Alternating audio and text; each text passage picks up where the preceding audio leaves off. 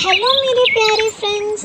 आप लोगों ने गर्मियों में तरबूज तो बहुत ही बार खाया होगा, लेकिन टुन्नी चिड़िया को तो मैजिकल तरबूज का घर मिला। क्या वो टुन्नी चिड़िया की जिंदगी बदल देगा? चलिए फ्रेंड्स, हम स्टोरी में देखते हैं कि टुन्नी चिड़िया की जिंदगी कैसे बदलती है।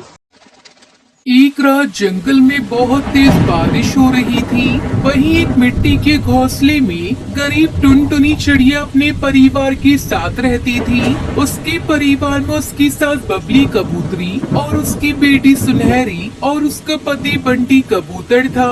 एक रात बिजली कड़क रही थी। तेज तूफान और बारिश का माहौल चारों तरफ फैला हुआ था। उस रात बंटी कबूतर अपने घर नहीं आया था।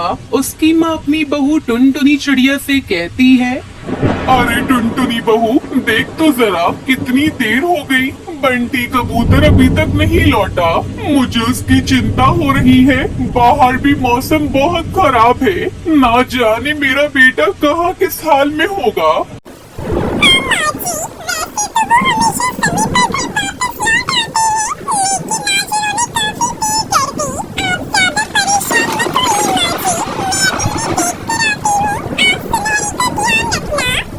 फिर टुनटुनी की सास बबली कबूतरी घड़ी की तरफ देखती है तो रात के 12 बज रहे होते हैं। टुनटुनी चिड़िया बंटी कबूतर को देखने चली जाती है तो बंटी कबूतर एक पेड़ की डाल पर पंखों में दारू की बोतल लेकर झूम रहा था। उसका ये हाल देखकर टुनटुनी चिड़िया दंग रह जाती है। अरे बंटी कबूतर, तुम यहाँ दारू में चूर हो और हम सब वहाँ परेशान हो रहे हैं। चलिए घर चलिए, माँ जी बहुत परेशान है, मौसम भी बहुत खराब है। छोड़ मुझे, चल जा यहाँ से।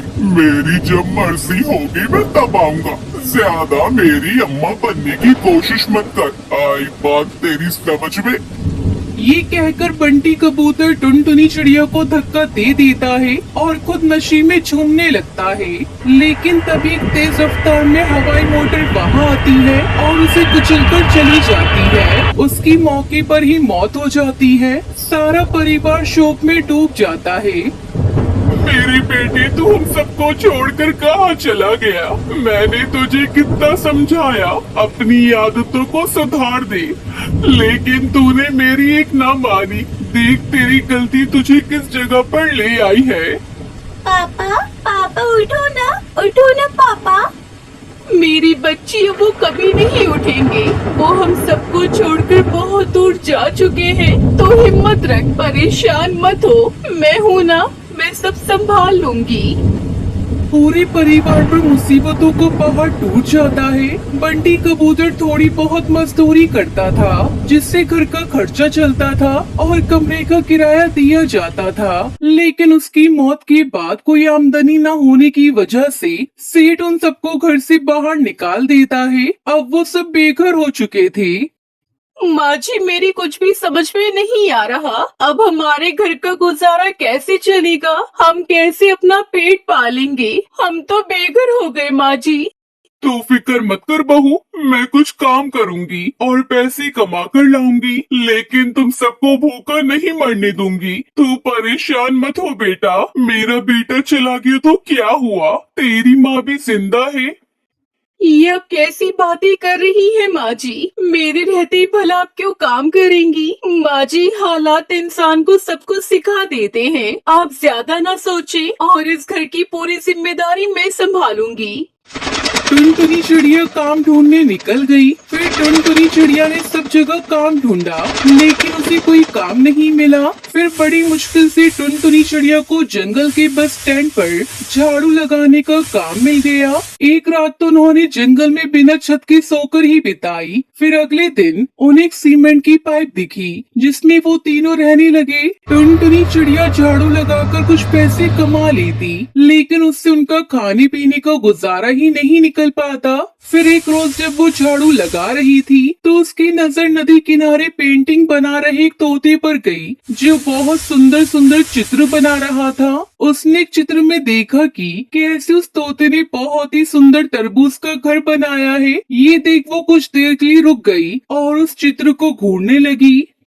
अरे वाह, ये तरबूज का घर कितना सुंदर लग रहा है। काश हमारा भी ऐसा घर होता तो हमें उस बदबूदार पाइप में नहीं रहना पड़ता। लेकिन मैं सोच रही थी इस तरह तो हम भी तरबूज का घर बना सकते हैं, लेकिन इसके लिए ढेर सारे तरबूज लगेंगे। देखना, ऊपर वाले ने चाहा तो वो जरूर होगा जो मैं चाहती हूँ।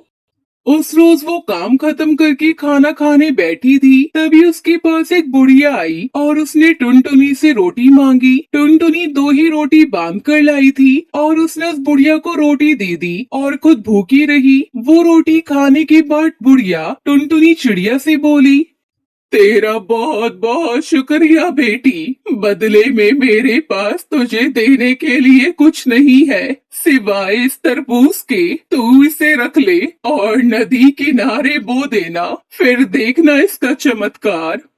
टुनटुनी उस तरबूज को अपने साथ ले आई और उसने उस नदी किनारे उसे बो दिया। अगले दिन जब वो वहाँ गई तो उसने देखा कि वहाँ ढेर सारे तरबूज लगे हुए थे। माँ जी देखो, कितने सारे तरबूज। मुझे तो अपनी आंखों पर विश्वास ही नहीं हो रहा। एक रात में इतने सारे तरबूज कैसे हो गए? वो बुढ़िया जरूर कोई देवी का रूप थी जो हमारी मदद के लिए आई थी। माँ जी, अब हम इनसे तरबूज वाला घर बनाएंगे। हाँ बहू, तो सही कह रही है। हम इससे अपने लिए एक मजबूत तरबूज का घर बनाएंगे जो हमें हर परेशानी से बचाएगा।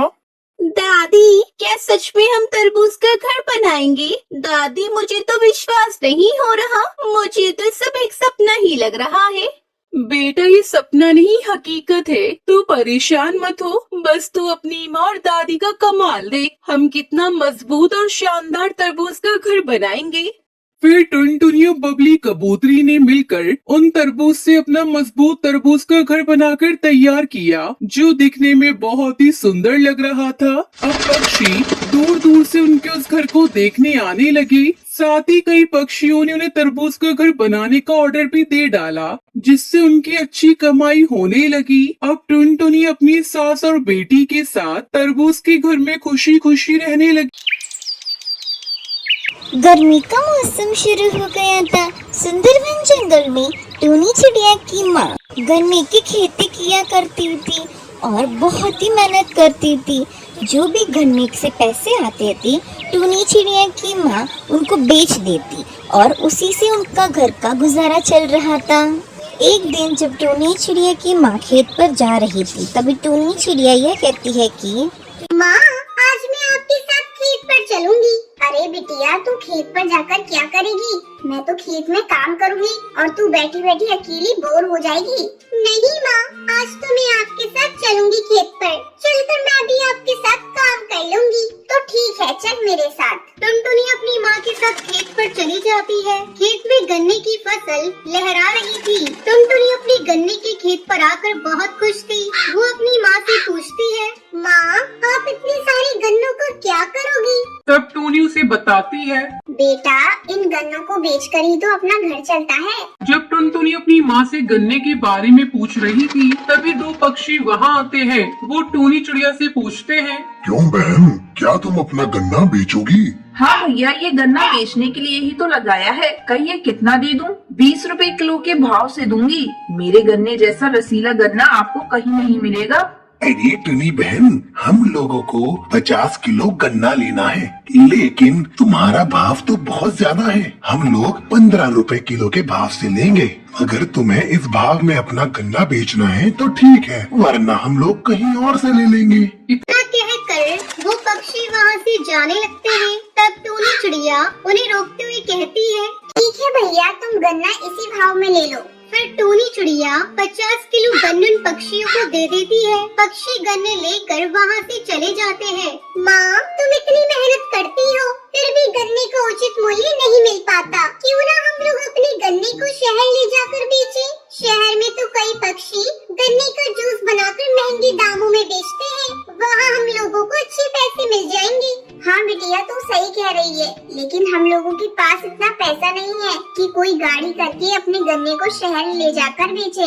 तो ये सब सोचना बंद कर दे, जो मिल रहा है वही बहुत है। इस तरह कुछ दिन गुजर जाते हैं। टुनटुनी चिड़िया अक्सर सोचा करती थी कि वो एक न एक दिन शहर ले जाकर गन्ने का जूस बनाकर बेचेगी। एक दिन वो अपने दोस्त बंटी कबूतर से कहती है, बंटी, तुम्हारे पिताजी के पास ट्रक है ना? हाँ है, लेकिन तू ट्रक का क्या करेगी? मैं उस ट्रक से अपने खेत के गन्ने शहर ले जाऊंगी और फिर वहाँ गन्ने का जूस निकाल कर बेचूंगी। इस तरह हमें अच्छी आमदनी मिल जाएगी। अब बता, क्या तू मेरा साथ देगा? टुनटुनी, तेरा आइडिया तो बहुत अच्छा है। मैं अपने पिताजी से कहकर तुम्हें ट्रक दिलवा दूंगा। टुनटुनी खुशी खुशी अपने घर आती है और अपनी माँ को सारी बात बताती है। माँ, मुझे कुछ पैसे दे दो, मैं गन्ने की जूस बनाने वाली मशीन खरीदूंगी, क्योंकि कल ही मुझे शहर जाना है। ठीक है बेटा, मैंने तेरी शादी के लिए कुछ रुपए इकट्ठे किए थे, मैं वही तुझे दे देती हूँ। थोड़ी देर बाद टूनी चिड़िया रुपए लेकर आती है। ये ले टुनटुनी, भगवान तुझे तेरे काम में सफल करे। टुनटुनी चिड़िया अपनी माँ का आशीर्वाद लेकर नया काम शुरू करती है। वो शहर में अपने गन्ने के जूस का एक स्टॉल लगाती है। थोड़ी देर बाद कुछ पक्षी उसके पास गन्ने का जूस पीने आते हैं। टुनटुनी सभी को जूस देती है। गन्ने का जूस पीकर सभी उसकी तारीफ करने लगते हैं। अरे वाह, ये गन्ने का जूस कितना मीठा और स्वादिष्ट है। आज से पहले इतना स्वादिष्ट गन्ने का जूस मैंने कभी नहीं पिया था। अब से हम लोग रोज आकर यही गन्ने का जूस पिएंगे। जल्दी ही टुनटुनी की गन्ने का जूस उस शहर में फेमस हो जाता है। इस तरह टुनटुनी को अपने गन्ने का अच्छे दाम मिलने लगे थे। अपनी बेटी की तरक्की देखकर टूनी चिड़िया भी बहुत खुश थी। धीरे धीरे टुनटुनी चिड़िया शहर में अपने एक जूस कॉर्नर खोल लेती है और खुशी खुशी दोनों माँ बेटी अपना जीवन बिताने लगती है। सुंदरवन जंगल में टुन्नी चिड़िया अपनी बेटी टुनटुनी एक छोटे से घोंसले में रहने वाली एक गरीब चिड़िया थी, जो लाल मिर्च के खेत में काम करती थी और कमाए हुए पैसों से खुद की और अपनी बीमार माँ टूनी की जरूरतें पूरी करती थी। माँ, मैं जा रही हूँ काम पर, ख्याल रखना अपना। शाम को लौटते समय मैं आपकी दवाइयाँ लेकर आऊंगी।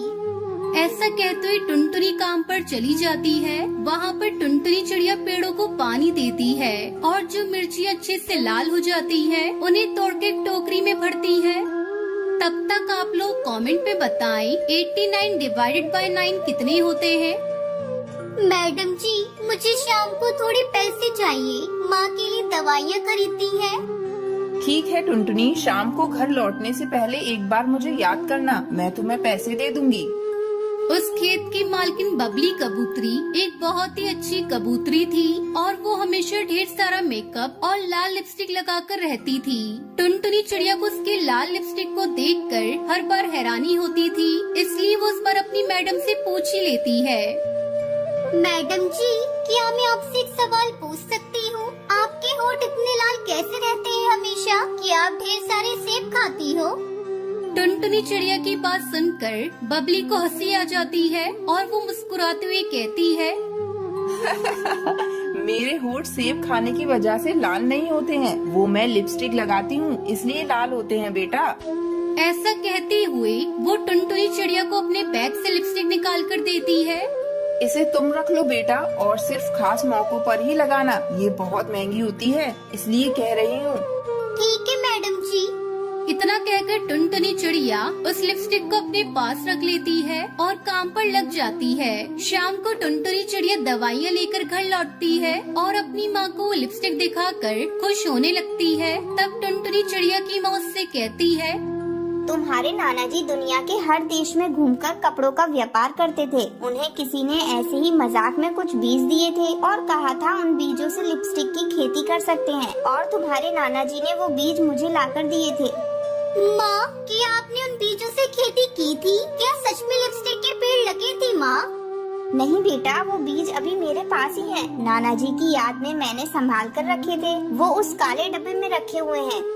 माँ के सोने के बाद टुनटुनी चिड़िया उन बीजों को ले जाकर घर के पीछे बगीचे में लगा देती है और हर रोज पानी डालती है। फिर थोड़े दिन बाद लिपस्टिक के पेड़ धीरे धीरे उग रहे थे और दूसरी तरफ बबली के खेत पे हर रोज मिर्चियाँ चोरी हो रही थी। माँ, आप एक बार मेरे साथ आकर देखो। नाना जी ने या उनके व्यापारी ने कोई मजाक नहीं किया था। मैंने सच में लिपस्टिक के पेड़ उगा दिए हैं माँ। टुनटुनी चिड़िया की माँ भी वो देखकर काफी खुश होती है और टुनटुनी हर रोज एक नई लिपस्टिक लगाकर काम पर जाने लगती है। वो देखकर टुनटुनी की मैडम को उस पर शक होता है। वैसे तो मैं तुम पर बहुत भरोसा करती हूँ, लेकिन तुम हर रोज इतनी महंगी महंगी लिपस्टिक लगाकर आ रही हो, तो मुझे शक हो रहा है कि वो तुम ही हो जो मिर्ची चुरा रही हो। ऐसा नहीं है मैडम जी, मैंने आपकी मिर्चियाँ नहीं चुराई हैं। ये लिपस्टिक कहाँ से आई है, ये बात आपको समझाने की कोशिश भी करूँ तो आप यकीन नहीं करोगी। इसलिए आप मेरे साथ आओ, मैं आपको दिखाती हूँ।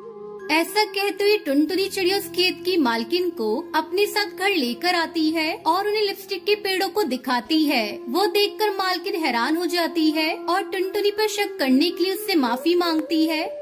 मुझे माफ कर दो टुनटुनी, मैंने तुम पर शक किया। मिर्ची का चोर तो कोई और है, हम उसका पता लगा लेंगे। और तुम इन लिपस्टिक का व्यापार करना चाहो तो मैं तुम्हारी पूरी मदद करूँगी। आपका बहुत बहुत शुक्रिया मैडम जी, मैं व्यापार जरूर करूँगी। ऐसा कहते हुए टुनटुनी मिर्ची के खेत में काम बंद करके लिपस्टिक की फार्मिंग करते हुए लिपस्टिक का व्यापार करके अच्छे खासे पैसे कमाने लगती है और अपनी मैडम की भी बहुत मदद करती है। सुंदर से सुंदरवन जंगल में अचानक से एक दिन बाढ़ आ जाती है। उसकी वजह से टुन्नी चिड़िया का घर टूट जाता है और वो अपने दोस्त बबली के यहाँ पर टूटे फूटे घोंसले के अंदर रहती है और वो ये कहती है कि काश हम भी इंसान होते तो एटलीस्ट हम ट्रेन के अंदर बैठ सकते। जंगल में बारिश की आवाज ने शोर जो मचा रखा था। हरिया तोता को दूर से ही टुनटुनी आता हुआ देख लेती है। टूट गया मेरा घोंसला, टूट गया। जो दाना बचा कर रखा हुआ था वो भी पानी में बह गया, सब बर्बाद हो गया।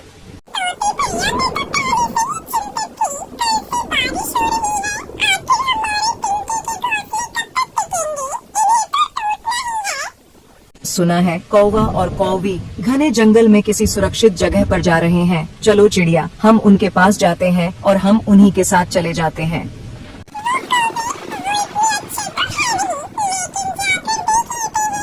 कालू घोंसला उठाओ, मेरा दाना ढूंढो। सुंदरी कौवी पेड़ की डाल पर बैठी हुई थी और कालू कौवा नीचे गिरे हुए घोंसले को उल्टा सीधा करके अपना दाना ढूंढ रहा था। यहाँ कुछ नहीं है, मैंने सब देख लिया। शायद वो दाना बारिश के पानी में बह गया है। खुद तो पेट भरकर खा लिया, अब मैं क्या भूखी रहूंगी। अब हमें देर हो रही है, हमें रात होने से पहले पहले घने जंगल में जाना होगा। टुनटुनी चिड़िया तोता भी वहाँ पहुँच जाते हैं।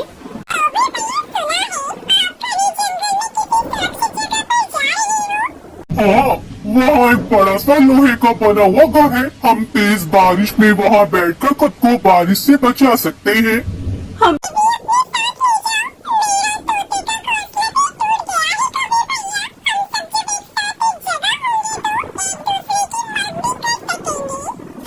कालू कौवा घने जंगल में जाता है। बाकी सभी कालू कौवे के पीछे पीछे थे। वहाँ एक रेलगाड़ी का पुराना डब्बा था जिस पर घास ऐसी उगी हुई थी जैसे जमीन पर उगी हुई हो। दिखने में ऐसा लग रहा था जैसे कोई लोहे का डब्बा नहीं बल्कि कोई पेड़ हो। ये चीज है जिसकी मैंने पिछले दिनों खोज की थी। इसके अंदर देखो, अंदर से बिल्कुल साफ सुथरा, हम सब यहाँ आराम से रह सकते हैं। कौवे भैया, यहाँ तुम बारिश से बच सकते हैं। अब हम जी सकेंगे और बारिश के रुकने के बाद बाहर का मौसम देख सकेंगे। ओ मोटी चोंच वाले, दूर होकर बैठो, चिड़िया के पास बैठो। ये जगह मेरे कालू जी की है, कैसे मेरे करीब होकर बैठ रहा है। ओ टुनटुनी सुनो, अगर तुम दोनों ने इसमें रहना है तो हमारे लिए दाना लाना होगा, फिर ही तुम दोनों को यहाँ रहने देंगे। सुंदरी बहन, आप तो हमेशा लड़ाई की बातें करती हैं। हम ला देंगे दाना भी आपको। फिर कालू सुंदरी के डर की वजह से टुनटुनी चिड़िया बेचारी तेज बारिश में कौवे के लिए दाना लेने जाती है। जंगल में पानी होने के कारण दाना नहीं मिल रहा था। तभी कबूतर बारिश का मारा हुआ उड़ता उड़ता रेल के उस पुराने डब्बे के पास आ जाता है। कोई है? अरे यहाँ कोई है? हाँ, हम हैं यहाँ, बताओ क्या बात है। पक्षियों को वहाँ देखकर कबूतर खुश हो जाता है। मैं समझा यहाँ कोई नहीं होगा। अच्छा हुआ जो आप सब भी यहाँ हो। मैं भी रात गुजारने के लिए यहाँ आया हूँ। ना ना, ये हमारा घर है, हम अपने घर में किसी को नहीं आने देंगे। कौवे कौवी, मैं कबूतर हूँ, तुम्हारा पुराना जानने वाला। क्या तुम मुझे भी यहाँ आने नहीं दोगे? गंदी आंखों वाले, याद कर, मैंने दाना क्या तेरे घोंसले से चुरा लिया था, तो उन्हें मार मार कर मेरी पूंछ घायल करती थी। कभी नहीं, हम तुम्हें यहाँ कभी नहीं आने देंगे। बेचारी टुनटुनी चिड़िया भी धक्के खा खा कर लौट आती है।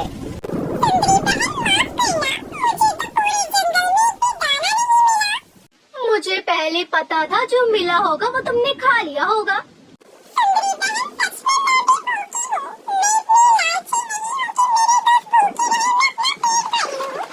फिर टुनटुनी चिड़िया सुंदरी कौवी को कबूतर के लिए मनाने की कोशिश करती है, लेकिन वो नहीं मानती।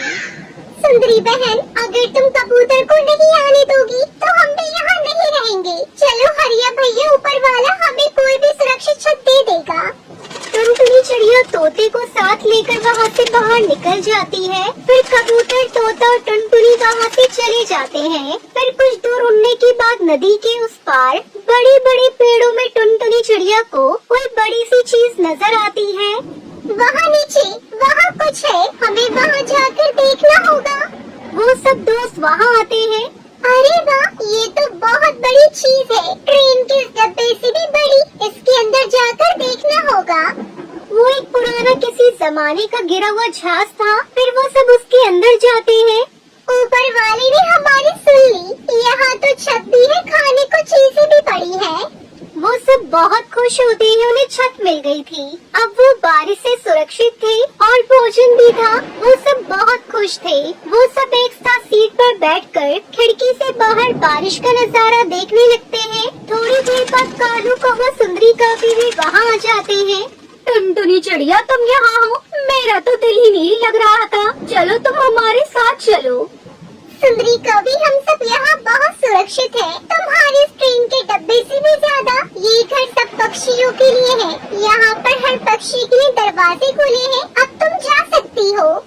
उसकी ये बातें सुनकर सुंदरी और कालू उदास मुँह लिए वो दोनों पति पत्नी चले जाते हैं। फिर टुनटुनी चिड़िया अपने दोस्तों के साथ खुशी खुशी रहने लगती है।